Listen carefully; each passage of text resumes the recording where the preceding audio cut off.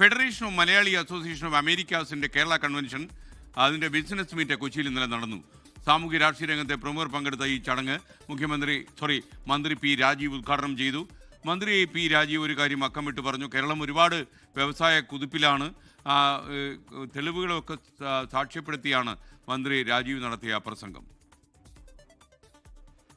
Federation of Malayali association of അമേരിക്കയുടെ Kerala convention business meet പുതിയ ആശയങ്ങളും മലയാളികളുടെ ഐക്യവും ഉയർത്തിപ്പിടിക്കുന്നതായി. മന്ത്രി പി രാജീവായിരുന്നു ഫോമ കേരള കൺവെൻഷൻ ബിസിനസ് മീറ്റിന്റെ ഉദ്ഘാടകൻ.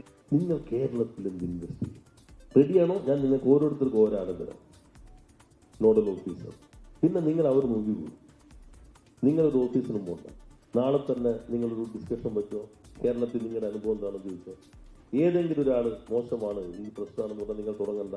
കൊച്ചി ഗോകുലം പാർക്കിൽ വെച്ച് നടന്ന ചടങ്ങിൽ 24 chief editor R Sreekandan Nair, CPI സംസ്ഥാന secretary Binoy Viswam, Manorama news director Johny Lukose, Kochi mayor VK Minimol, മുൻ മേയർ സൗമിനി ജെയിൻ തുടങ്ങിയവർ പങ്കെടുത്തു. പൊതുവെ ആളുകൾ പറയുന്നത് ഈ തിരുവനന്തപുരം സെക്രട്ടേറിയറ്റ് മാത്രമേ കച്ചവടമുള്ളൂ, വേറെ കച്ചവടമൊന്നും അവിടെ ഇല്ല.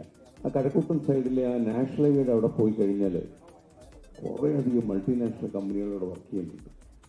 ഏതാണ്ട് 28,000 കോടി വാർഷിക വിറ്റുവരവുള്ള സ്ഥാപനങ്ങൾ ഈ നാഷണൽ ഹൈവേയുടെ ഒരു 5 കിലോമീറ്ററിനുള്ളിലുണ്ട്.